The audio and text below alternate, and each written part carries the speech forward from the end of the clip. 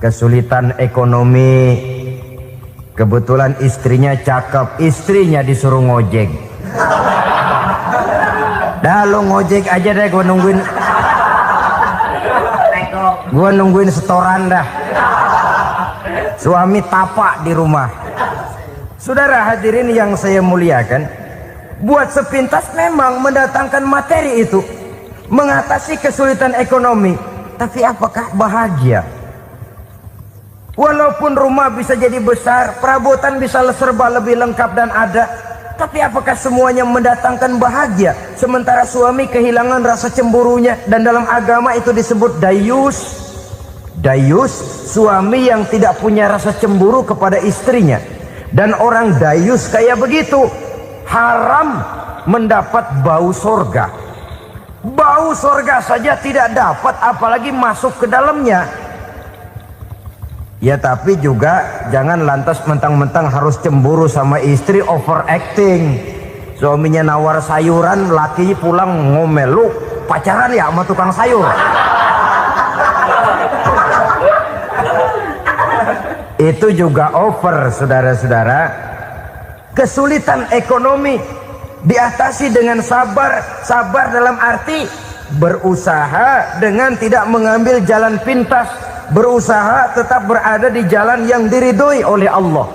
Ini yang jadi problema ini rumah tangga sekarang ini, kesulitan ekonomi, di mana lapangan kerja sulit, di mana persaingan hidup tajam, sedangkan kita hidup ingin seperti orang lain. Kita mudah gelap mata, mudah picik pandangan, mudah sulit pertimbangan, lalu mengambil jalan pintas.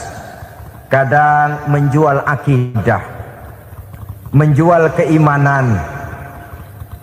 Kebetulan penderingan kering, ada yang nawarin beras 3 liter sama Supermi 2 bungkus.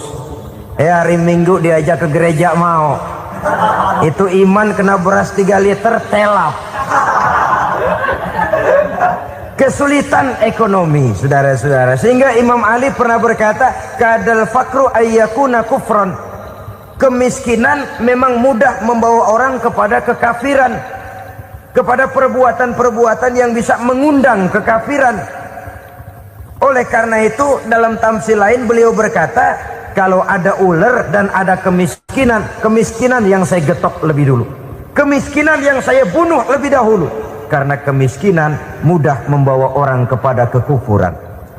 Bagaimanapun sulitnya ekonomi yang dihadapi dalam rumah tangga, percayalah satu saat jalan keluarnya mesti ada. Mesti ada. Jangan sampai mengambil jalan pintas yang membuat kita keluar dari jalan yang ditinjau dari segi kemasyarakatan pun mendatangkan aib, ditinjau dari kehormatan berkeluarga pun mendatangkan nista, ditinjau dari segi ekonomi pun barangkali tidak akan mendatangkan kelimpahan materi. Jalan pintas pada umumnya, saudara-saudara, hanya memberikan kenikmatan yang sekejap. Dan apalah itu artinya kalau harus mengorbankan kesenangan yang abadi dan kekal. Kadang-kadang mengorbankan anaknya sendiri, anaknya dikomersilkan. Pokoknya siapa yang nyamper lu berangkat aja dah. Asal pulang nenteng pisang sama jeruk sebongsang, orang tua udah anteng aja udah. Saudara hadirin yang saya muliakan, setiap kita selalu berhadapan dengan kesulitan. Karena itu rumah tangga yang bertujuan mencapai mardhatillah, mereka sabar dalam menghadapi kesulitan. Tidak ada beras, puasa saja, puasa sunnah. Puasa sunnah. Lapar tapi ada pahalanya, daripada tidak puasa lalu ngegerundel. Brengsek Tuhan, gue sembahyang melulu lapar juga. Sudah lapar tidak berpahala. Bukankah Rasulullah sendiri kalau pulang ke rumah Aisyah lalu berkata, ya Humairah, ada makanan hari ini? Ada makanan yang enggak ada bang. Alhamdulillah kalau begitu saya puasa. Pulang dari mana-mana perut lapar, mau makan tidak ada makanan, bukan marah, bukan ngamuk, puasa. Maka boleh puasa sunnah, niatnya udah siang, jam 10, jam 11, asal dari pagi belum makan apa-apa. Niatnya jam 10 sah, dengan catatan dari pagi belum makan apa-apa. Jangan sudah sepiring setengah baru niat, itu lain. Itu ngojek namanya itu. Pengertian dalam kesulitan. Satu malam beliau pulang dari masjid agak larut. Habis ngajar banyak yang bertanya. Ketuk pintu, Assalamualaikum. Assalamualaikum. 3 kali beliau memberi salam, tidak ada jawaban, tidak dibukakan pintu. Rupanya istri beliau lelah bekerja di waktu siang, tidurnya pules benar. Marah ke Rasul? Tidak, beliau gelar sorban, tidur di depan pintu. Asraful anbiya wal mursalin ini, Rasul termulia ini, karena menghargai istrinya, tidur di depan pintu. Sampai Aisyah bangun sepertiga malam, terkejut buka pintu, suaminya ada di depan pintu. Beliau bangunkan. Ketika dibangunkan, Rasul lebih dulu berkata, maaf sayang, saya pulang terlambat. Sudah nggak dibukain pintu, tidur di depan, dibangunin, beliau duluan yang minta maaf. Pengertian. Kalau emosi, memang nggak dibukain pintu, tidur di depan. Begitu dibukain, yang enak kita tunjuk jidatnya.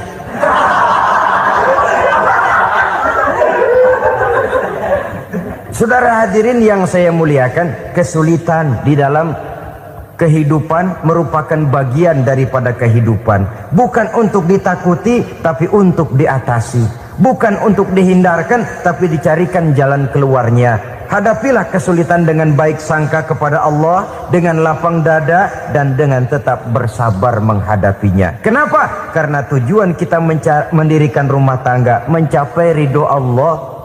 Kalau anak kita perjualbelikan, kalau istri kita komersilkan, kalau akidah kita jual untuk mempertahankan rumah tangga, bukankah makin jauh saja rumah tangga itu dari ridho Allah? Ini tujuan utamanya. Yang ketiga,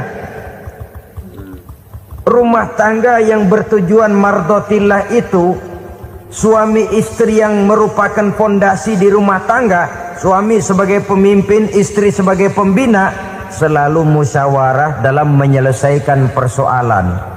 Walaupun istri ditakdirkan sebagai pemimpin dan suami sebagai pemimpin dan istri yang dipimpin, tapi agama menganjurkan musyawarah. Jangan mentang-mentang istri nyari duit, suami nyari duit, lalu menteleng.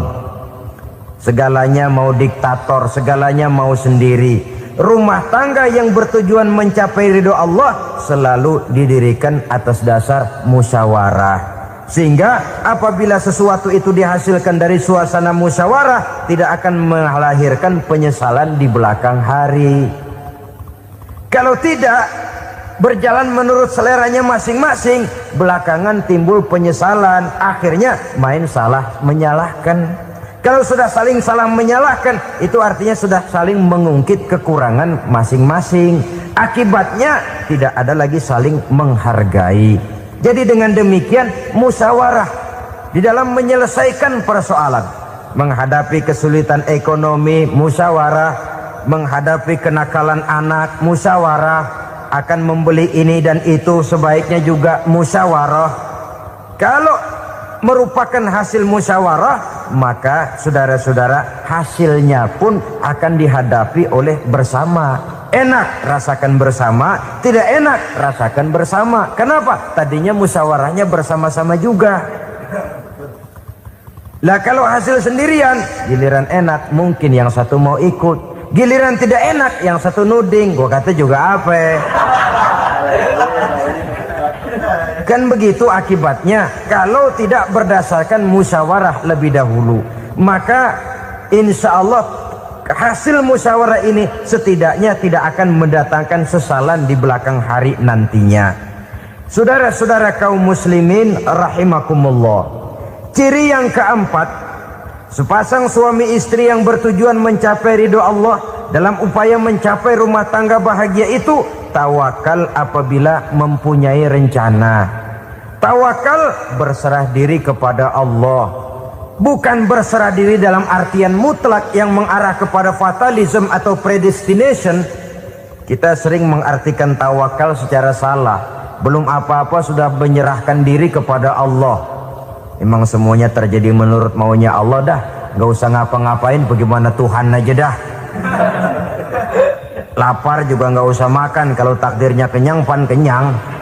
Ya udah lapar terus kita.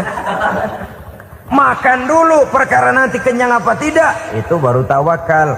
Kalau sakit ke dokter, soal sembuh atau tidak, baru tawakal. Artinya usaha itu ada. Setelah suami berusaha, istri berusaha, selebihnya tawakal. Apa perlunya tawakal? Apabila berhasil tidak lupa daratan, apabila berhasil tidak lupa diri, apabila gagal tidak putus asa. Sehingga dengan demikian dari tawakal ini lahirlah pondasi yang kokoh, membina rumah tangga yang bahagia dalam upaya mencapai keridhaan daripada Allah Subhanahu wa taala. Apapun yang kita laksanakan di rumah tangga, tujuan intinya tetap untuk mencapai keridhaan Allah. Beli kendaraan untuk mencapai ridho Allah, lalu dipakai ngaji, dipakai ke masjid dan sebagainya. Beli peralatan rumah tangga untuk mencapai ridho Allah. Mendidik anak untuk mencapai ridho Allah, membantu keluarga untuk mencapai ridho Allah, dan begitu selanjutnya. Tawakal apabila mempunyai rencana. Kemudian cirinya yang kelima, suami istri yang bertujuan mencapai ridho Allah selalu mempererat silaturahmi. Sebab seperti sudah saya sampaikan pada pertemuan terdahulu, dalam berumah tangga itu ada orang tua, ada mertua. Itu cuma perbedaan istilah, tapi hakikatnya adalah sama. Jangan karena perbedaan istilah lalu menyebabkan kita berbeda sikap. Kalau sudah berbeda sikap, tentu akan melahirkan perasaan yang tidak simpatik. Sebaiknya suami istri kalau sudah berumah tangga, jadikanlah orang tua tempat cerita yang enak saja. Yang tidak enak telan berdua, yang pahit rasakan berdua. Kesusahan dan kesulitan atasi berdua. Giliran enak ngomong sama orang tua, giliran senang cerita sama mertua. Sekarang kan kita balik, kalau lagi senang duitnya banyak, anteng di rumah, kalem aja. Tapi lalu waktu susah, Pak, waktu susah, Ma, cerita kepada orang tuanya, cerita kepada mertuanya. Lalu kapan kita mau menyenangkan orang tua? Sudahlah mereka susah mendidik kita di waktu kecil, membesarkan kita, melakukan segala macam pengorbanan. Demi setelah kita berumah tangga, kesulitan rumah tangga kita tumpahkan juga kepada mereka. Pererat silaturahmi dan usahakan agar seluruh keluarga hanya menjadi tempat kita cerita yang enak-enak saja. Istilah sehari-harinya, kalau di rumah kita makan sama sayur bayam, keluar rumah diem, malah seluitan. Tetangga tanya, lu makan kayaknya enak banget apa sih? Daging ayam.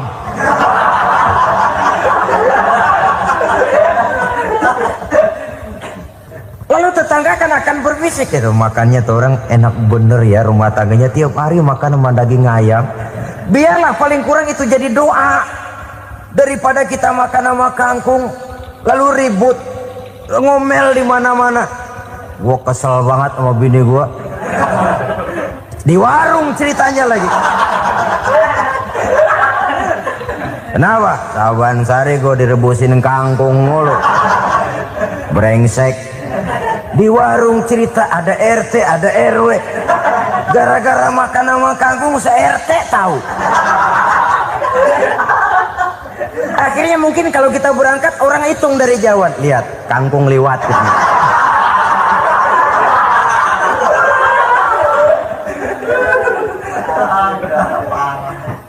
Bisa menjaga yang disebut security informasi, rahasia rumah tangga. Bahkan pernah saya berikan contoh karena ingin menghargai. Suami beliin kain batik buat istrinya. Istri tahu begitu sepintas, nih kain jelek nih. Tapi karena mau menyenangkan suaminya, dia bohong.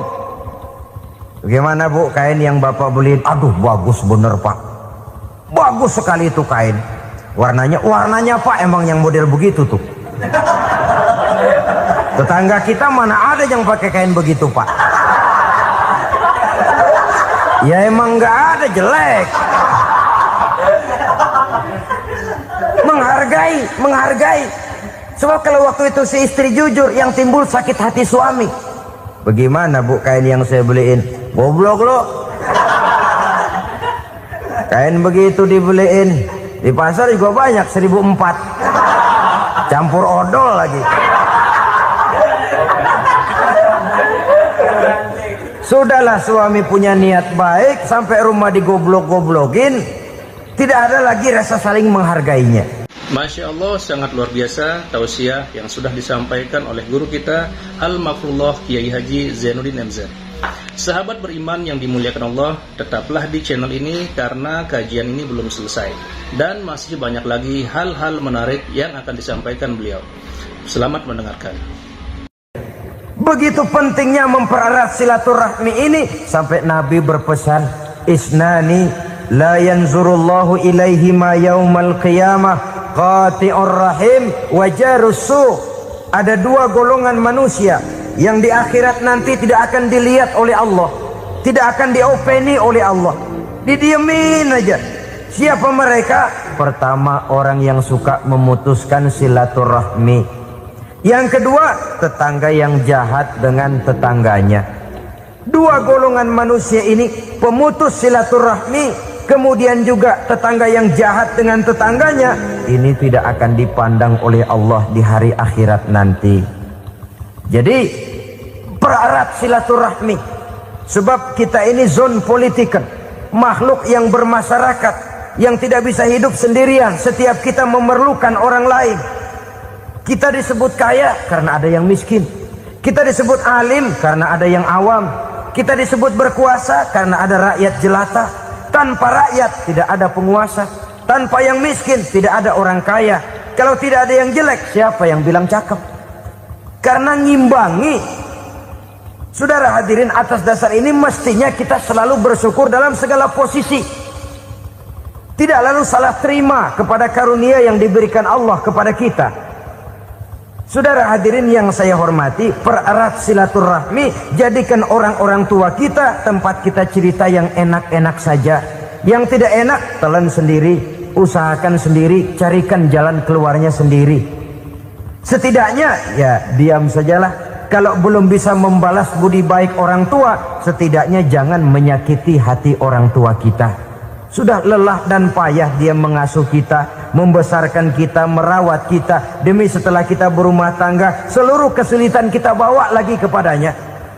Karena itu buat para istri juga ini perhatian. Kalau dimarahi suami, jangan cepat-cepat pulang ke rumah orang tuanya.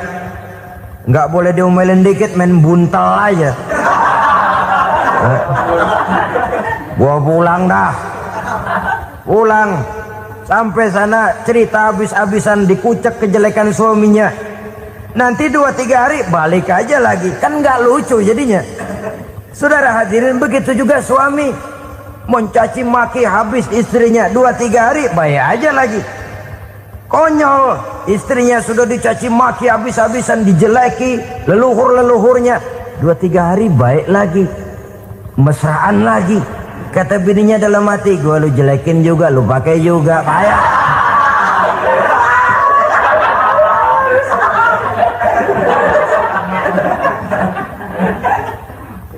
Saudara hadirin yang saya muliakan, itulah sebabnya pada awal tadi saya katakan perlunya kita mempunyai timbangan baik sebagai suami maupun sebagai istri.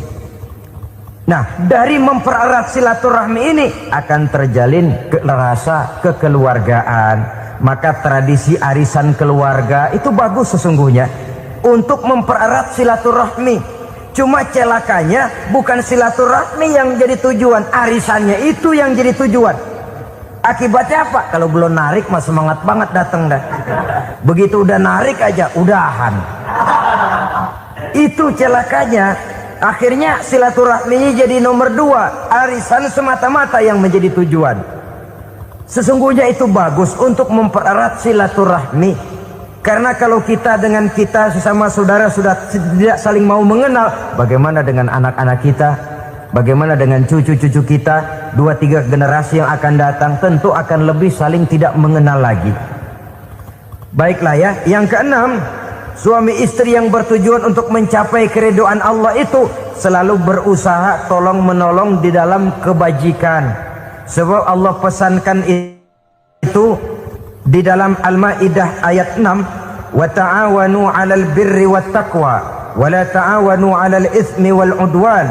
Bertolong-tolonganlah kamu di dalam kebaikan, di dalam bertakwa kepada Allah. Jangan bertolong-tolongan di dalam maksiat, di dalam dosa, dan di dalam usaha yang menimbulkan permusuhan. Kalau suami marah kepada seseorang, istri jangan ngipasin. Oh bang, yang begitu mah dibayain tuman. Bu, udah habisin aja dah. Anak-anaknya marahin sekalian. Ngipasin. Istri kesel sama tetangganya, suami ngipasin. Emang tuh tetangga kita, hahu. Habis orang dikipasin. Ta'awanu 'alal birri wat taqwa, bertolong-tolonganlah di dalam kebaikan. Istri malas ngaji, suami mendorong, memberikan sugesti. Suami malas berusaha, istri memberikan sugesti. Saling tolong menolong di dalam kebaikan dan takwa, dan jangan tolong menolong dalam dosa dan permusuhan. Kata suami, bu, daripada kita melarat terus hidup, kita piara tuyul yuk. Kata istrinya, nah ini sudah menyimpang bang. Bersabarlah, bagaimanapun insya Allah kita tidak akan mati kelaparan. Piara tuyul itu nanti jadi pindah akidah, merusak iman, berteman dengan setan. Apalah artinya kekayaan dan kesenangan sebentar kalau harus mengorbankan kekayaan dan kesenangan yang abadi. Ini sudah alal ismi wal udwan, sesuatu yang mengandung dosa. Saudara hadirin yang saya hormati, kemudian yang keenam, berbaik sangka. Baik suami maupun istri sama-sama saling berbaik sangka. Suami melepas istri, istri melepas suami dengan hati yang ikhlas. Suami meninggalkan istri di rumah dengan jiwa yang bersih dan rasa yang aman. Ada rasa baik sangka, dan ini modal dasar. Kalau sudah dilandasi oleh buruk sangka, tentu yang lahir nanti adalah perasaan-perasaan yang tidak baik. Akibatnya sangat tidak menguntungkan. Inilah beberapa ciri dari rumah tangga yang didirikan atas dasar mardhatillah, mencapai keridhaan dari Allah. Nanti akan menyusul tujuan berikutnya, diantaranya mendapat keturunan, diantaranya lagi mendatangkan gairah untuk lebih berusaha mencari rezeki karena sudah merasa punya tanggung jawab berupa anak dan istri. Mempererat silaturahmi, itu cuma tujuan-tujuan sekundernya saja. Tujuan primernya kita melakukan suatu nikah untuk mencapai keridhaan dari Allah Subhanahu wa taala. Silakan punya istri cantik, kaya, tapi tujuan utamanya kita membina rumah tangga untuk mencapai ridho dari Allah.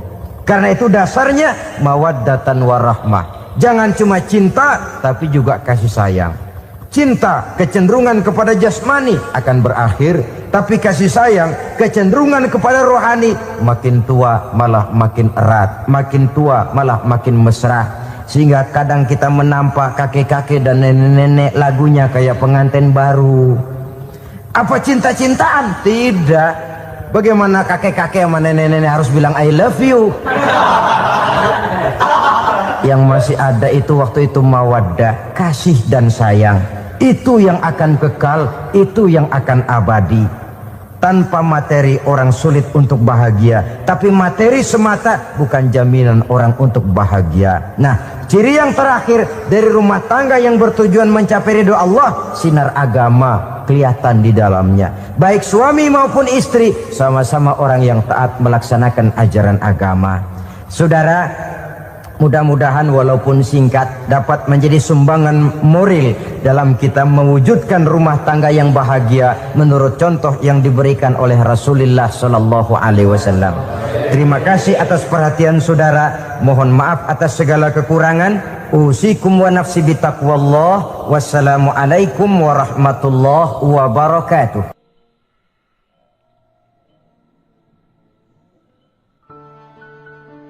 Assalamualaikum warahmatullahi wabarakatuh. ala alihi wa sahbihi ajma'in, amma ba'du. Saudara-saudara kaum muslimin rahimakumullah, salah satu dari misi Islam ialah mengangkat harkat dan martabat manusia yang sebelumnya dibedakan oleh warna kulit, oleh suku bangsa dan bahasa. Seluruhnya diikat dengan satu akidah, menghilangkan perbedaan akibat warna kulit, suku bangsa dan bahasa. Termasuk dalam upaya itu betapa Islam telah mengangkat harkat dan martabat kaum wanita. Maka pada pertemuan kali ini kita akan membicarakan tentang peranan wanita sepanjang pandangan agama. Sebelum Islam datang, nasib perempuan nyaris hanya berputar di segitiga saja. Dapur, sumur, kasur. Kasur, sumur, dapur. Seolah-olah wanita terpaut dengan 3 itu tadi. Seolah-olah wanita tidak bisa berbuat lebih banyak daripada itu. Bahkan di tengah masyarakat jahiliyah, bayi perempuan mendatangkan aib sehingga mereka lalu dikubur hidup-hidup. Maka datang Islam dengan tegas mencanangkan satu revolusi yang mengangkat harkat dan martabat kaum wanita. Nabi bersabda, "An-nisa'u imadul bilad, iza saluhat saluhal bilad, wa iza fasadat fasadal bilad." Wanita adalah tiang negara. Jikalau baik wanita, baiklah negara. Jikalau rusak wanita, hancurlah negara.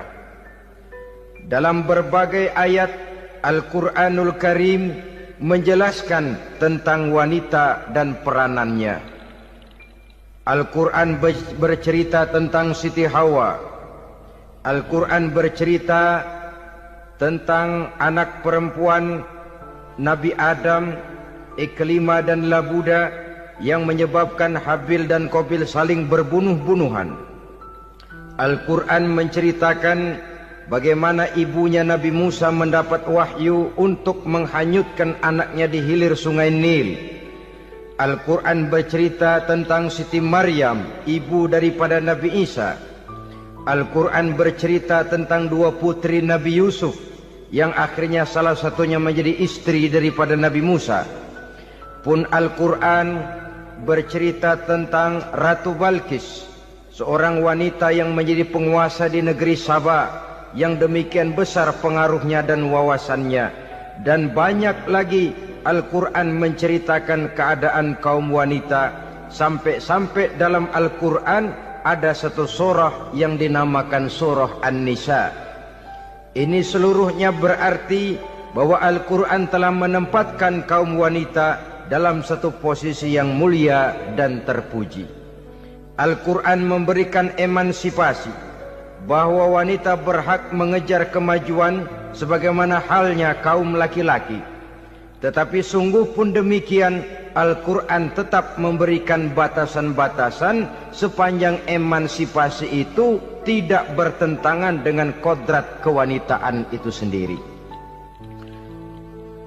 Kalau persamaan dan kemajuan, kalau emansipasi dan hak asasi sudah tidak sesuai lagi dengan kodrat kewanitaan, pada akhirnya bukan mengangkat harkat dan martabat kaum wanita, justru malah merendahkan derajat dan martabat kaum wanita itu sendiri.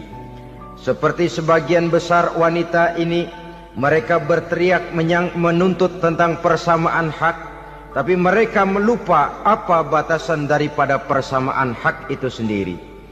Sesungguhnya Islam dengan segala konsepsinya yang mengangkat martabat kaum wanita itu, memberikan keleluasaan kepada kaum wanita untuk maju bersama laki-laki sepanjang tidak menginjak-injak kodrat kewanitaan itu sendiri.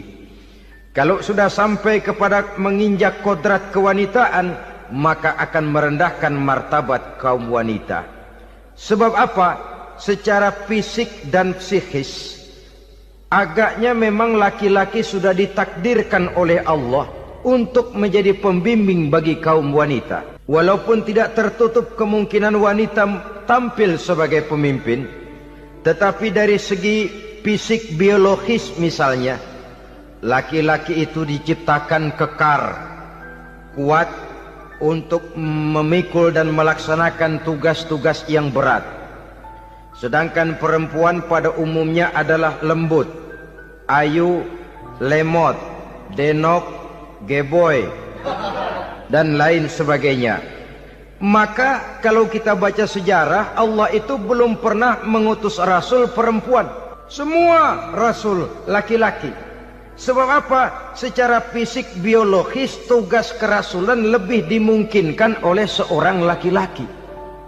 Tugas rasul itu berat. Kadang-kadang perang, dicaci maki, berhadapan dengan ujung tombak, ujung pedang dan lain sebagainya. Makanya seluruh rasul laki-laki, dan Allah belum pernah mengutus rasul perempuan. Dari segi lain, perempuan itu banyak terhalang untuk melaksanakan ajaran agama. Misalnya 1 minggu dalam sebulan perempuan itu terkena cuti khusus, mengalami masa menstruasi, tidak sholat, tidak puasa, tidak melaksanakan ajaran agama yang tidak dibolehkan pada saat menstruasi itu. Kalau ada rasul perempuan, lalu saat malaikat akan menyampaikan wahyu, kebetulan rasulnya sedang wah, itu bisa balik lagi malaikat Jibril ke langit itu. Mau turun nyampein wahyu, balik lagi ke atas, ditegur, kenapa balik lagi Jibril? Rasulnya lagi head.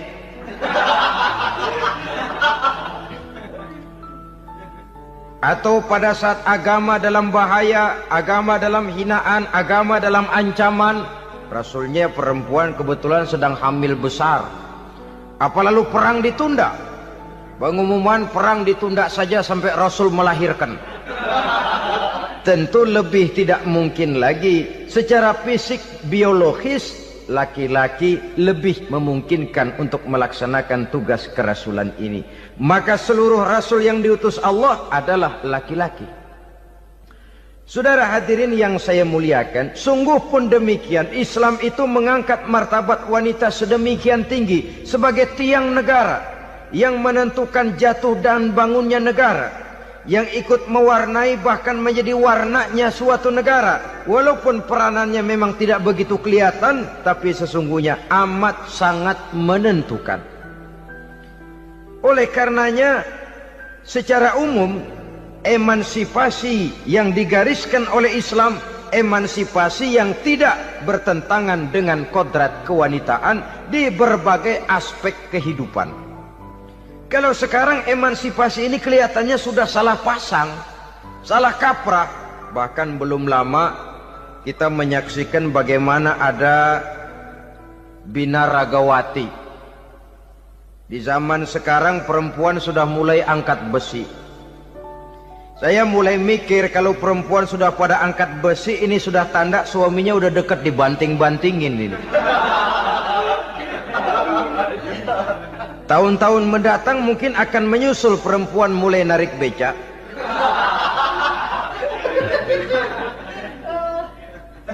Nampaknya kan sudah tidak lagi mengindahkan kodratnya sebagai wanita. Ada olahraga yang hanya pantas dikerjakan oleh laki-laki. Oleh karena itu pada kesempatan ini kita akan mencoba melihat peranan wanita dari berbagai dimensinya. Yang pertama, peranan wanita sebagai istri. Adalah Rasul memilih istri pertamanya Sayyidatuna Khadijah radhiyallahu anha. Kalau pilihan utama beliau pertama kali nikah dengan Siti Khadijah, jelas itu pilihannya bukan karena kecantikan. Kenapa? Beliau nikahi Siti Khadijah dalam usia 40 tahun Khadijah dan 25 tahun Rasul. Statusnya janda pula. Kalau beliau seorang pemburu kembang, pemburu bunga, kenapa mesti nikah dengan janda berumur 40 tahun? sedangkan beliau waktu itu masih berumur 25 tahun.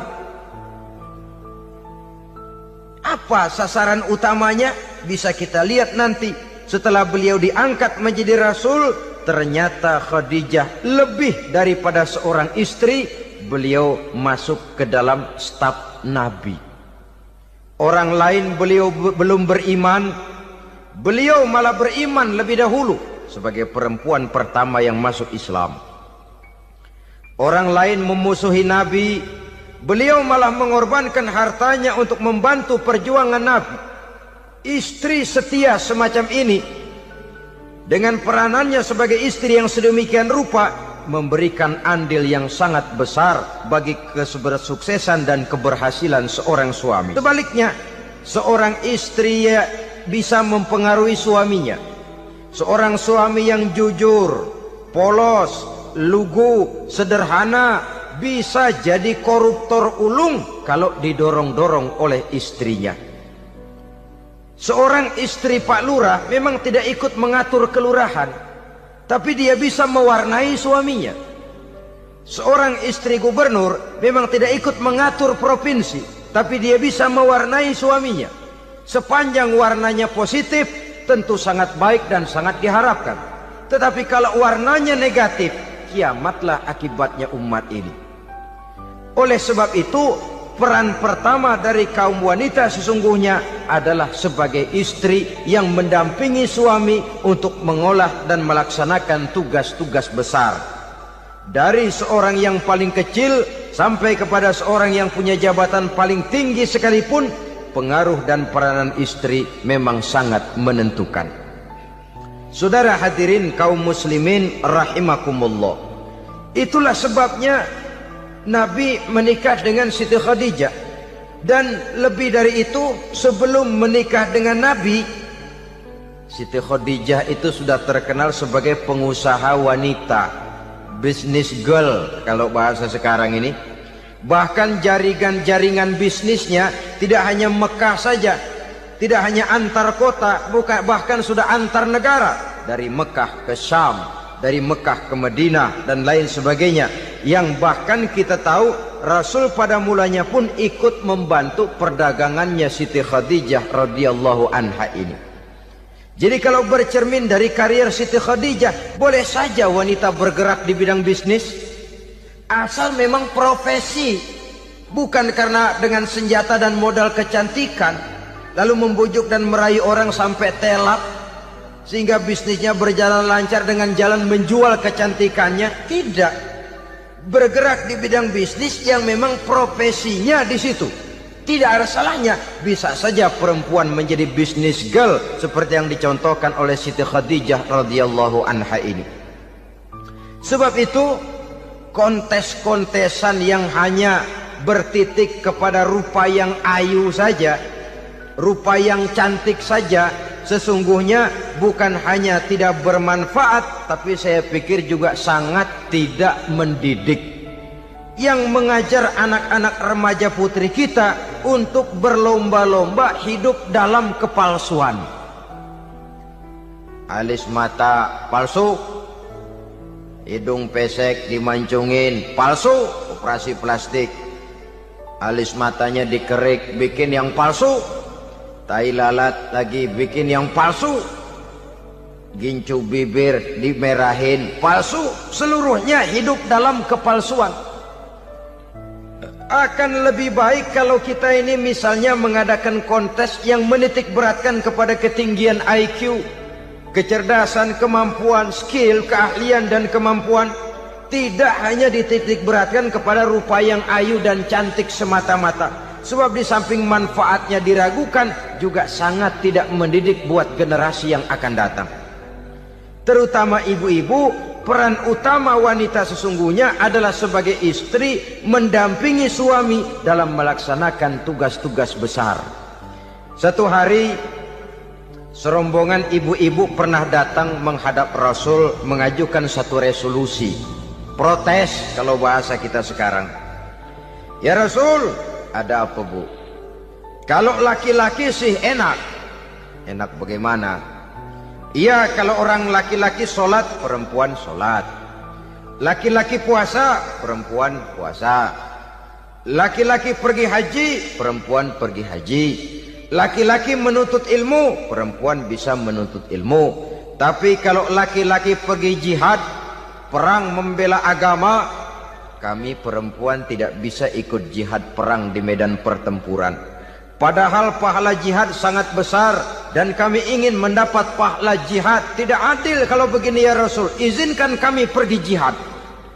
Ini perempuan di zaman Rasul. Kalau ada kebaikan tidak bisa ikut, rasanya rugi bukan main, lalu protes. Apa jawab Rasul? Beliau senyum. Ibu-ibu jangan khawatir.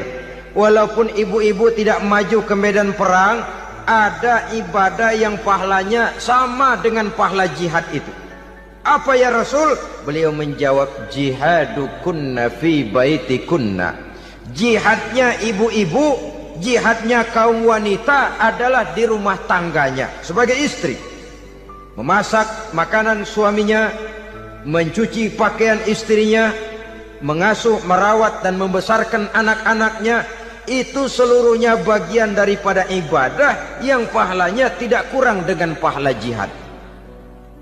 Kenapa? Al-Quran itu memberikan sesuatu sesuai dengan kedudukannya. Kalau perempuan pergi perang jihad membela agama, musuhnya laki semua, kayak apa perangnya? Itu musuhnya bisa nggak mau pakai pedang, perangnya udah gulat aja udah. Sehingga Rasul lalu memberikan satu jalan keluar yang membuat wanita-wanita itu lega. Jihadukunna fi baitikunna. Ibu-ibu sih tidak usah khawatir, jihad ibu adalah di rumah tangga ibu-ibu semua. Sejak bangun tidur sampai tidur kembali, nyaris kaum ibu itu 24 jam pekerjaannya. Sebagai istri, dia melaksanakan jihad di rumah tangganya.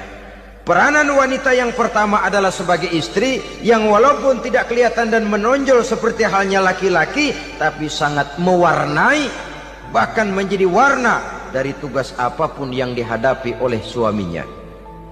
Dulu ada seorang orator, kalau pidato hebat bukan main. Kalau dia bernada gembira, semua orang senyum.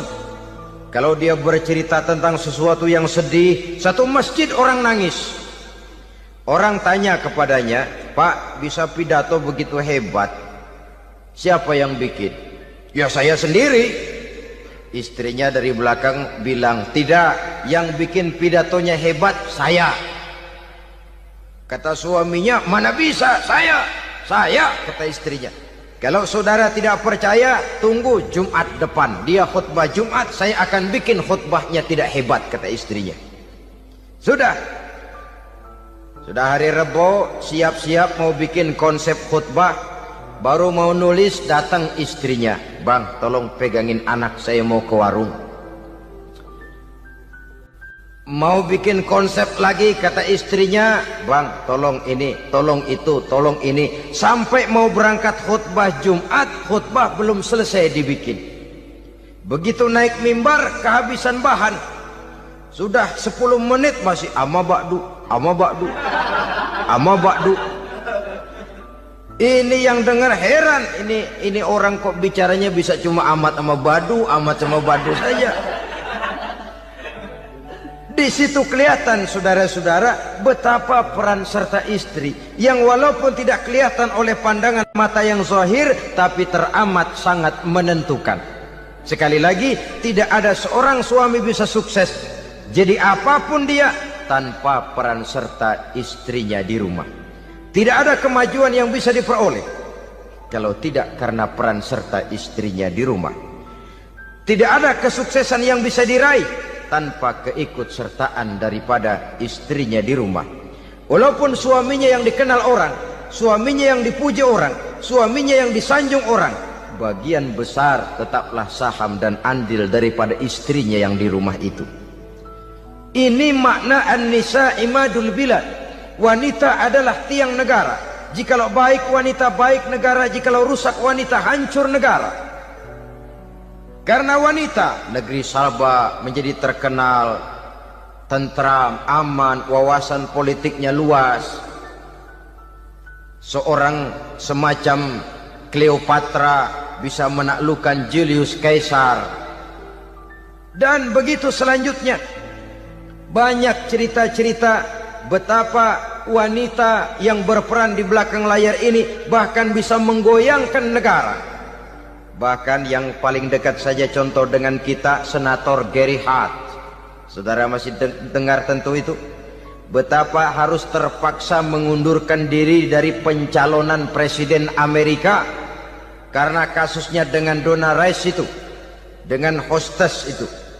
Betapa di sini seorang perempuan atau seorang wanita sanggup membongkar seseorang yang punya masa depan ceria untuk menuju kursi kepresidenan dari suatu negara adidaya seperti Amerika, bisa gagal berantakan karena skandalnya itu. Apa penyebabnya? Wanita. Tapi wanita juga bisa menyebabkan menjadi cambuk majunya laki-laki. Wanita juga bisa menghancurkan dan mengubur laki-laki. Saudara hadirin yang saya muliakan, ia memang kelihatannya makhluk yang lemah, tapi di balik kelemahannya itu sesungguhnya dia bisa menelan laki-laki yang bagaimanapun besarnya. Saudara-saudara kaum muslimin rahimakumullah, terutama ibu-ibu yang saya hormati, jadi peranan yang pertama wanita sebagai seorang istri. Yang kedua, wanita sebagai ibu. Ini juga sangat besar pengaruhnya dalam membentuk generasi masa yang akan datang. Bapak, oleh karena kesibukan tugasnya, tentu lebih banyak di luar rumah. Yang nyaris 24 jam di rumah itu ibu. Bagaimana dia merawat anaknya, bagaimana dia menaruh perhatian terhadap anaknya, bagaimana ia melimpahkan kasih sayang kepada anak-anaknya, akan membentuk kepribadian anak dan artinya membentuk generasi yang akan datang. Kalau seorang ibu sudah cuek-cuek saja kepada anaknya, padahal Quran mengatakan al-jannatu tahta aqdamil ummahat, surga di bawah telapak kaki ibu. Hadis ini bisa kita artikan macam-macam. Pertama, anak tidak akan mendapat kebahagiaan tanpa ridho daripada ibunya. Kedua, ibu adalah wanita agung yang harus ditaati. Ketiga, neraka atau surga anak bergantung kepada ibu, bagaimana dia mewarnai anak. Kalau ibunya cuek-cuek saja sama anaknya, dan sering jadi contoh klasik, kalau anak ayamnya beduk maghrib belum pulang, satu RT dicariin, hansip diundang, kalau perlu dan ramil dilaporin.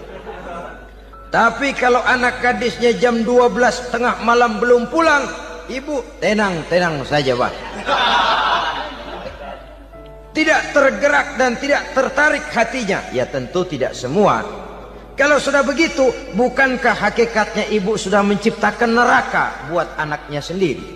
Khalil Gibran dalam satu tamsil yang indah pernah mengatakan, kalau kita diberikan sebutir mutiara, sebutir intan, dan intan itu sebutirnya sebesar telur ayam, benda yang sangat langka dan berharga, tentu kita sayang intan atau mutiara itu. Kita jaga baik-baik, kita simpan dalam kotak, kotaknya kita kunci, kotak itu kita simpan di dalam lemari, lemarinya kita kunci lagi, lemarinya ada di dalam kamar, kamarnya pakai pintu, pintunya kita kunci lagi. Kamar itu ada dalam rumah, rumahnya pakai pintu, dikunci lagi. Kemudian rumahnya pakai pintu gerbang besar, gerbangnya juga digembok lagi. Untuk menjaga intan itu jangan sampai hilang, begitu usaha kita berlapis-lapis.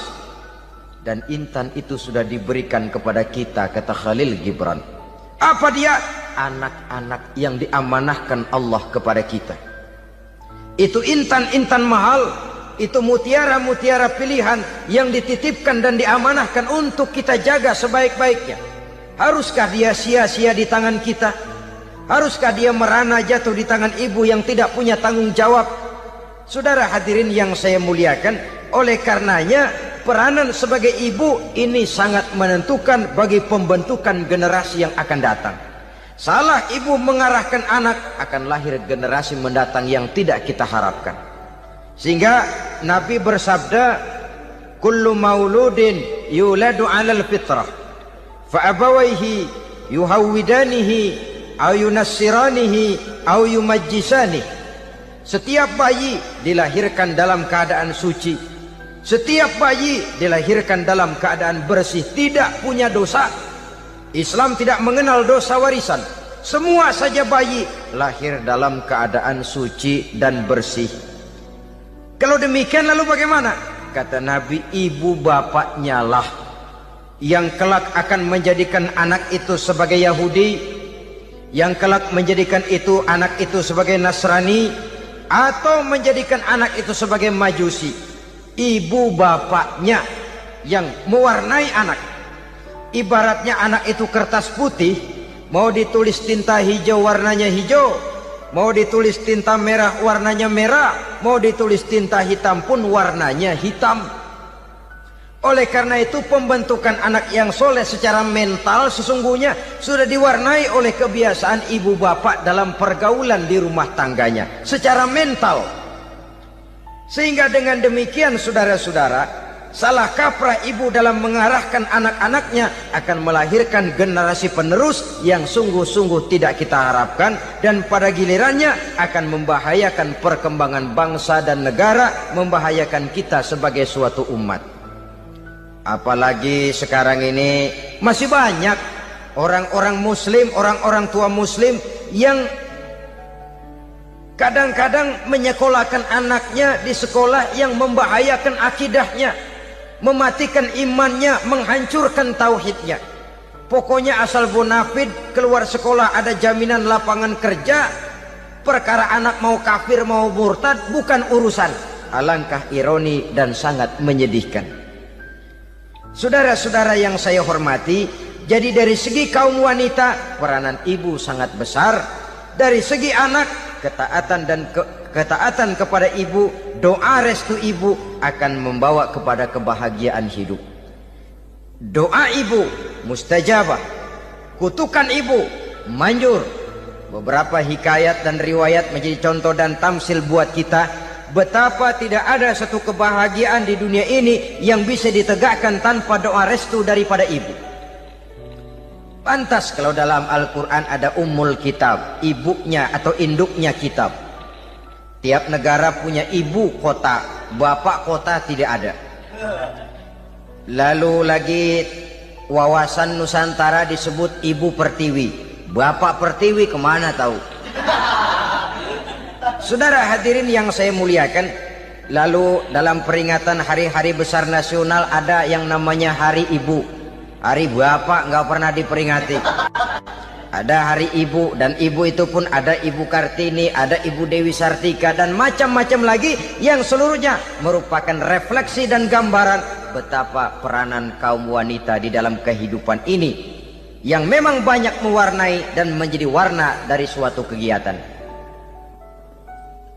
Saudara-saudara kaum muslimin rahimakumullah, apabila yang pertama tadi kita melihat peranan kaum wanita sebagai istri, betapa ia berpengaruh besar dalam ikut menunjang keberhasilan dan kesuksesan suaminya. Kemudian pada peranannya yang kedua, wanita sebagai ibu di rumah tangga, betapa ia ikut membentuk, mempengaruhi, mewarnai dan membimbing kepribadian anak sebagai generasi penerus. Maka pada peranan yang ketiga ini kita akan melihat wanita sebagai social agent, sebagai penggerak kegiatan sosial di berbagai bidang kehidupan. Apakah itu bernama majelis taklim, apakah itu bernama perkumpulan dan yayasan-yayasan kemanusiaan, organisasi-organisasi yang bergerak di bidang pendidikan, bahkan di zaman sekarang bukan hanya menjadi penggerak sosial, bahkan sudah banyak kaum wanita yang menggerakkan satu bangsa. Dunia mengenal Margaret Thatcher, dunia mengenal Indira Gandhi, dunia mengenal Bandara Naike, dunia mengenal Corazon Aquino, Dunia mengenal Golda Meir dulu itu dari Israel. Dunia mengenal Imelda Marcos yang ambisius, tapi yang kemudian melangkah kepada jalan yang negatif dari tujuan semula. Ini bukan hanya sekedar social agent, tapi bahkan sudah mengarah kepada menggerakkan dan mewarnai suatu bangsa. Islam membuka pintu ke arah itu. Wanita duduk dan berfungsi sebagai social agent, mengurus berbagai macam perkumpulan-perkumpulan yang bertujuan kepada kebajikan, menyantuni yatim piatu, memelihara kesehatan, menyayangi binatang, memelihara kelestarian lingkungan dan lain sebagainya. Islam membukakan pintu sepanjang peranan sebagai istri dan sebagai ibu tidak diabaikan. Ini sebab yang utama.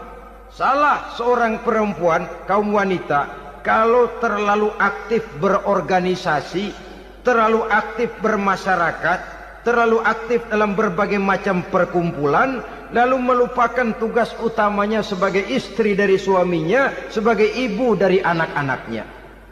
Ibu asik rapat sana, rapat sini. Anak tidak pernah diajak rapat, akhirnya si anak bikin perkumpulan sendiri, rapat menurut versi mereka. Sehingga akibatnya yang timbul anak merasa kurang diperhatikan oleh ibunya.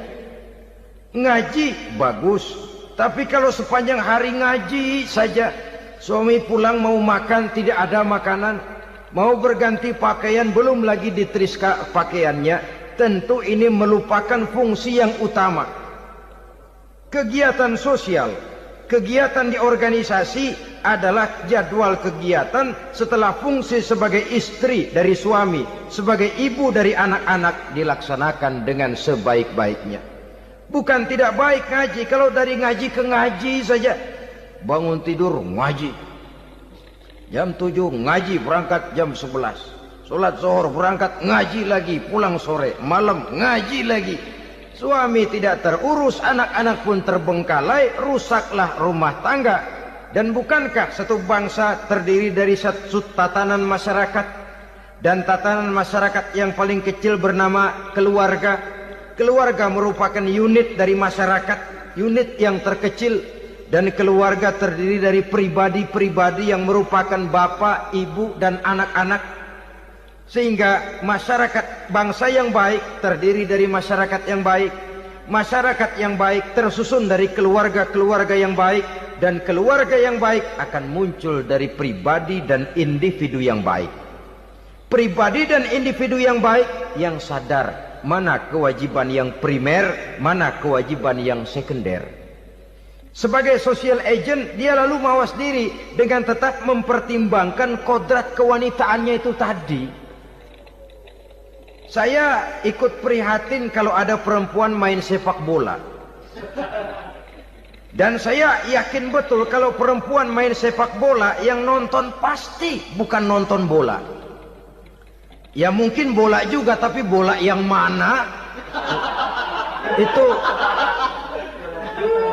Itu wallahu a'lam. Ya dicari olahraga yang sesuai dengan kodrat kewanitaan begitu. Dicarilah olahraga yang sesuai dengan kodrat kewanitaan. Sepak bola sudah maju, ya belakangan saya katakan tadi muncul lagi wanita angkat besi. Belakangan bisa kita bayangkan wanita main tinju. Babak belur sudah kalau sudah begitu. Kemajuan dengan melupakan kodrat kewanitaan akan menyengsarakan kaum wanita itu sendiri. Silahkan maju menjadi social agent, menjadi penggerak di masyarakat. Para istri Rasul bisa kita jadikan satu figur. Siti Khadijah, figur sebagai istri pendamping yang setia. Dikala suaminya bingung, ia tampil memberikan pandangan. Dikala suaminya bingung, ia memberikan tanggapan. Dikala suaminya dimusuhi orang, ia menampakkan kesetiaannya. Kau tidak sendiri bang, aku di sisimu. Dikala jiwanya gelisah ketika pertama kali menerima wahyu berhadapan dengan malaikat Jibril, Khadijah yang menghibur. Kalla ma yukhzikallahu abada. Tidak apa-apa bang, Allah tidak akan menyusahkan kau untuk selamanya. Tenang sajalah, tenang. Abang orang baik-baik, Allah tidak akan menyengsarakan abang. Peran sebagai istri. Dan Rasul mantap. Sehingga bertahun setelah Khadijah wafat, selalu terkenang dan dikenang oleh Rasul. Pernah satu saat beliau itu seperti orang melamun. Aisyah tanya, kok seperti ngelamun bang? Iya, kata Rasul, saya seperti mendengar suara terompahnya Khadijah di surga. Padahal Khadijah sudah lama wafat. Aisyah mendengar itu rada sedikit manyun. Kata Aisyah, bang, cukup sekali ini saja, jangan sebut-sebut lagi nama itu ya. Cemburu rupanya. Ya soal cemburu sih nggak bini Nabi, nggak bini kita, namanya cemburu. Perempuan mesti ada. Apa jawab Rasul? Ya Humairah, Aisyah, haruskah saya melupakan seseorang yang dikala orang lain memusuhi saya, dia mati-matian membela saya? Kamu orang Islam bukan? Bukan. Pantas. Kenapa saya salah? Dia bilang. Ya jelas salah. Salahnya di mana? Kamu ini manusia. Kalau hidup cuma dari tangan ke mulut, saya bilang kambing di kampung saya juga begitu pikirannya, Ner. Itu kambing di kampung saya, asal perutnya kenyang sudah hidup dia. Perkara besok bagaimana, lusa prospeknya macam mana, bulan depan ada apa, kambing nggak pernah mikir. Di kampung saya kambing juga pikirannya begitu. Kamu Kristen ya? Tadinya. Loh kok tadinya, lalu apa sekarang kamu ini? Dia bilang sekarang saya netral. Saya tidak beragama, tapi saya percaya kepada Tuhan sebagai pencipta alam. Assalamualaikum warahmatullahi wabarakatuh. Waalaikumsalam warahmatullahi wabarakatuh. Alhamdulillah wassalatu wassalamu ala sayyidina Rasulillah sayyidina wa maulana Muhammad ibn Abdullah wa ala alihi wa sahbihi wa mawala la hawla wa la quwwata illa billah, amma ba'du.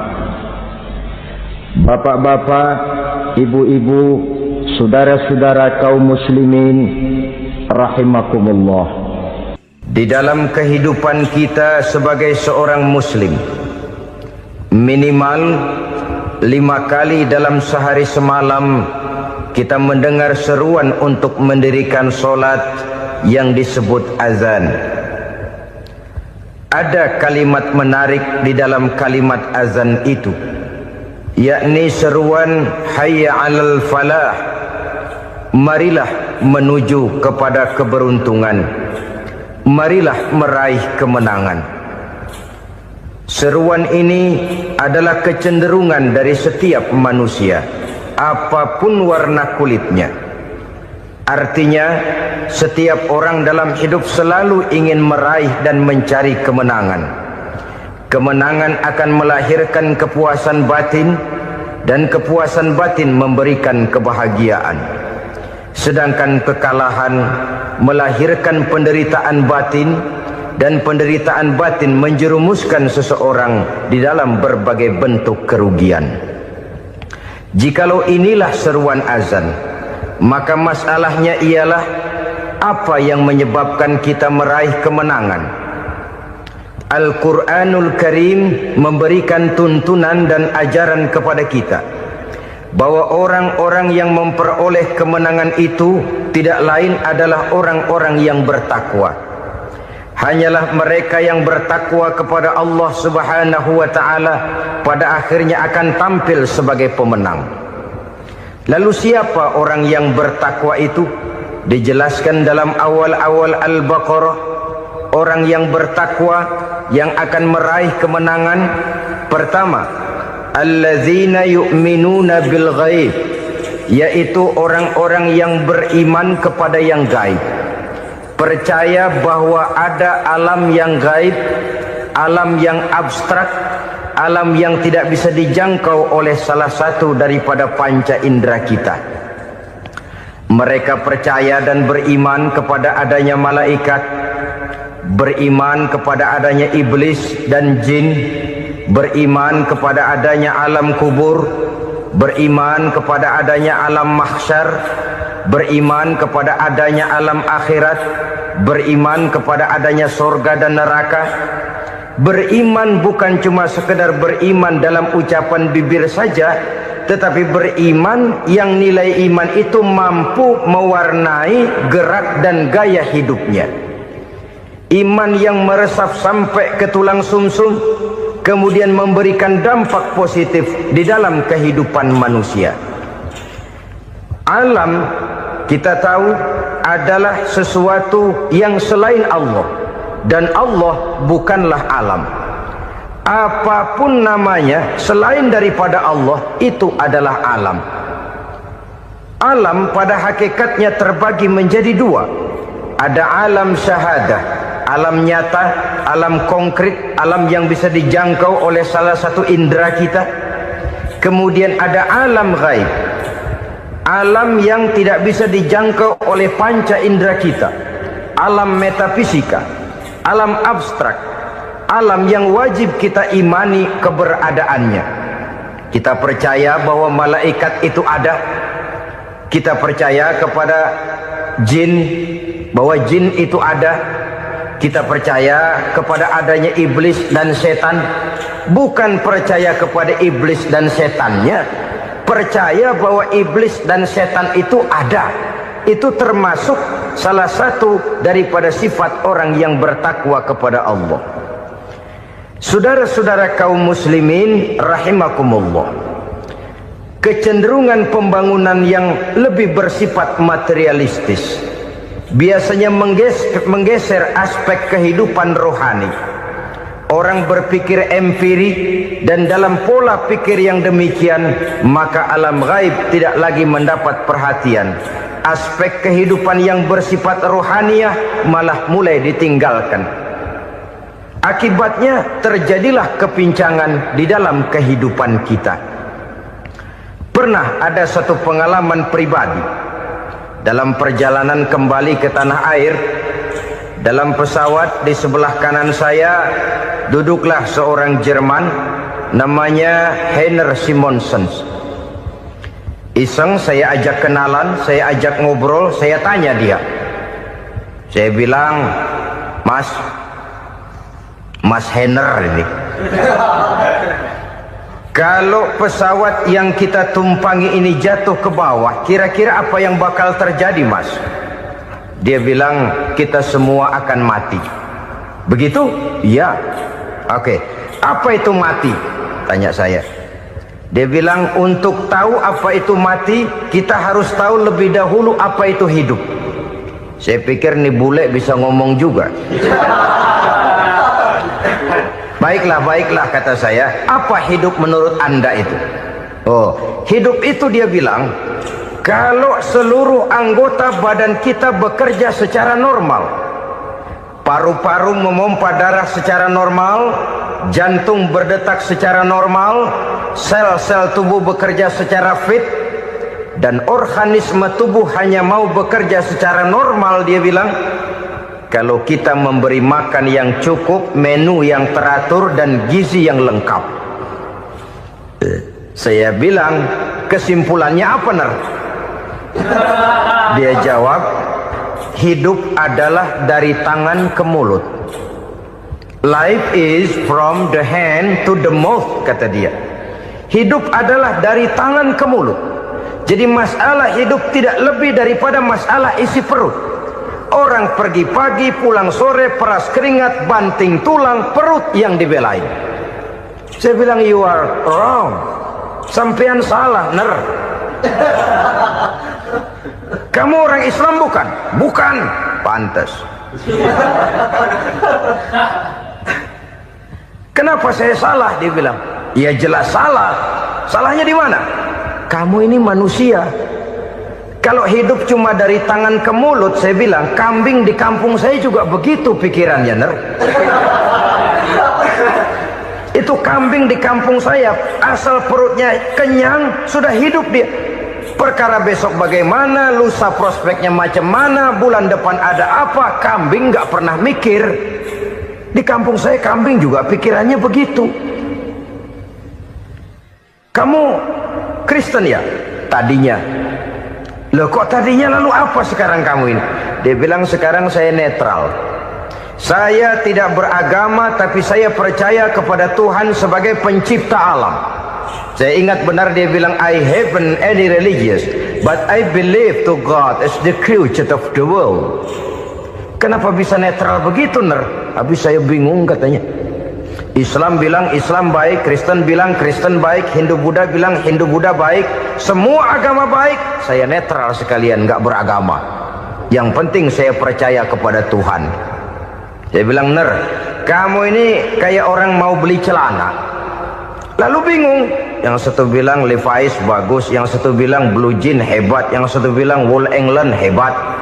Celana ini hebat, celana itu bagus, celana ini hebat. Semua celana bagus, kamu bingung. Akhirnya netral, tidak pakai celana. Itu juga salah. Saya pikir-pikir, kemudian saya melihat bahwa dua pola berpikir Henner ini nampaknya sudah mulai menggejala di lingkungan masyarakat bangsa kita. Disadari atau tidak, secara jujur kita harus berkata, dua pola pemikiran Henner ini mulai berkembang di tengah masyarakat bangsa kita. Pertama, pola pikir materialisme. Hidup adalah dari tangan ke mulut. Masalah hidup tidak lebih masalah isi perut. Itu yang perlu dibela, dan disitulah arti kehidupan. Pergi pagi, pulang sore, peras keringat, banting tulang untuk mempertahankan perut. Kalau sudah kemari cara orang berpikir, maka buat apa percaya kepada yang gaib? Untuk apa sholat? Untuk apa puasa? Untuk apa zakat? Untuk apa menghadiri majelis taklim? Tanpa kepercayaan kepada yang gaib, hidup berjalan menurut alur empiris dan materialis. Kalau sudah ke sana cara orang berpikir, biasanya orang lalu cenderung menghalalkan segala cara. Hanyalah orang yang percaya bahwa akhirat ada. Hanyalah orang yang percaya bahwa alam kubur itu ada. Hanyalah orang yang percaya bahwa malaikat itu ada, hidupnya akan lebih terarah dan terkendali. Karena kepercayaan kepada yang gaib, yang merupakan fase daripada kehidupan setelah hidup yang sekarang ini, mewarnai gerak pribadi seseorang di dalam dia melakukan kegiatan hidupnya. Pola berpikir materialisme, disadari atau tidak, mulai menggejala di lingkungan masyarakat bangsa kita. Hidup tidak lebih dari urusan tangan ke mulut, mulut ke tangan, tangan ke mulut. Asal perut sudah kenyang, hiduplah sudah. Perkara bagaimana prospek hari yang akan datang, bagaimana akhirat, tidak jadi persoalan. Ini yang oleh Nabi diperingatkan, ad-dunya sijnul mu'min wa